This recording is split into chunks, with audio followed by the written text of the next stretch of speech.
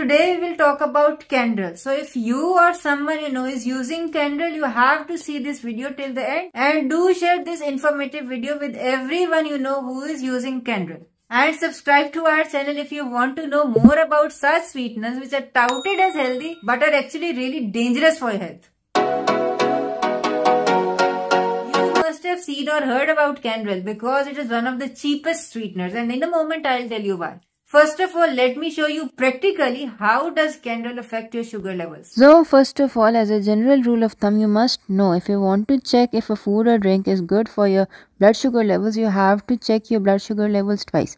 First before taking it and then after taking it. If it is a food, you have to check after 1 hour, and if it is a drink, you have to check after half an hour, because that is the time when the maximum sugar spike comes. So that's exactly what I'm gonna do. I'll check my blood sugar levels before taking Candrel and then I'll check after. So here's me pricking this. This is 2 pricks, but at the end of it, you are very sure how much this sweetener or how much this food is gonna raise your blood sugar levels when you eat it. So here I am taking my blood sugar levels before taking Candrel, and it comes out to be 70. You must say it is a very low blood sugar level. It is not. I am a fairly active person. I am non-diabetic and I usually fast 2 days a week, and the rest days of the week also I am on a low carb diet. So I have mixed 1 teaspoon of this Candrel in this glass of water, and as you can see, I have drunk it all. And now we will check my blood sugar levels after half an hour of taking Candrel, and let's see what happens. So I have set the timer on for 30 minutes. Let's see what happens. So after 30 minutes, the timer has buzzed and I'll check my blood sugar levels again, and it became 80. So there is a 10 milligram increase in my blood sugar levels, but keep in mind this sweetener is really mellow, and if you want to make your thing sweet enough,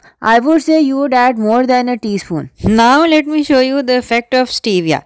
This bowl of halwa, I made it with stevia. As you can see, the quantity is too much and halwa is really sweet. It is not like 1 teaspoon in a glass of water. So I'll check my blood sugar levels and they were 91. So I ate all of the halwa, and after eating the whole bowl of halwa with stevia in it, my blood sugar levels became 80. That is, they reduced by 10 instead of increasing by 10. So this is one good sweetener which I always opt for. So whenever you buy a sweetener, Candrel or whatever, you have to turn the bottle around and then you will see the ingredients. And in the ingredients, the first ingredient is maltodextrin and then there is sucralose. Being the first ingredient means it is actually the most abundant component of this bottle. So maltodextrin is actually a man-made sugar, because normal sugars which are not man-made like sucrose, maltose, fructose, as you see, all end in OSE. Maltodextrin on the other hand does not end in OSE. Maltodextrin will raise your blood sugar levels more than the normal sugar because the glycemic index of maltodextrin is the highest. Glycemic index is a measure of how much something can raise your blood sugar levels. For example, sucrose, normal table sugar, between 65 to 100 is the glycemic index of normal table sugar. But the glycemic index of maltodextrin is actually 150. Most of the health foods that are touted as healthy because of low sugar or low fat actually have maltodextrin in them. Because maltodextrin cannot be classified as sugar. But as you can understand now, it raises the blood sugar levels more than the normal sugar. So if you are a diabetic and you are taking Candrel, in other words maltodextrin, or you are a Weight Watcher and you want to lose weight and you are watching your sugars and you are taking Candrel, the results will be totally opposite of what you are taking Candrel for. And this maltodextrin basically is a chemical which is derived out of corn. Corn is usually GMO, and a lot of chemicals and solvents are used to make this maltodextrin.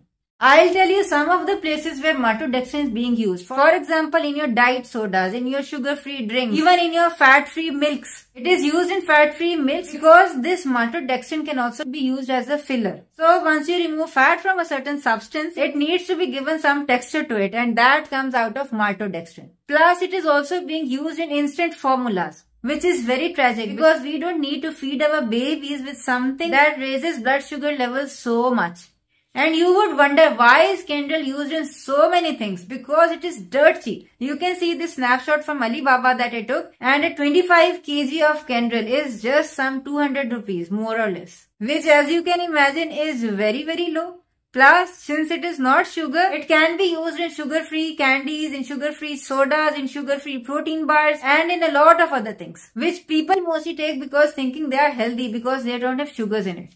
Also, maltodextrin is being used in canned foods, in salad dressings, in sauces, so much so that in all the health extracts, for example, if you get stevia extract or you get turmeric extract or ginkgo biloba extract, maltodextrin is basically used to dry up these extracts. That is the major reason why most of the stevia extracts also raise your blood sugar levels. And in the same way that I told you how we can check how much Canderel will raise your sugar levels, in the same way you can also check for your stevia.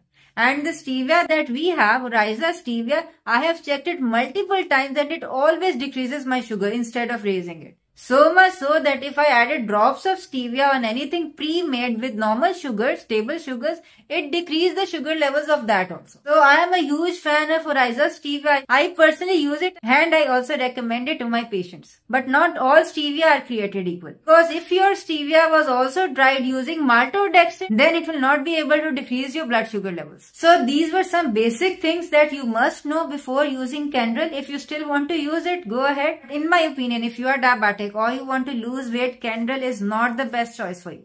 And no matter how healthy a food is touted as, you must turn it around and see the ingredients. If maltodextrin is mentioned in it, please do not take it. So take care till we meet next time. Assalamu alaikum wa rahmatullahi wa barakatuh.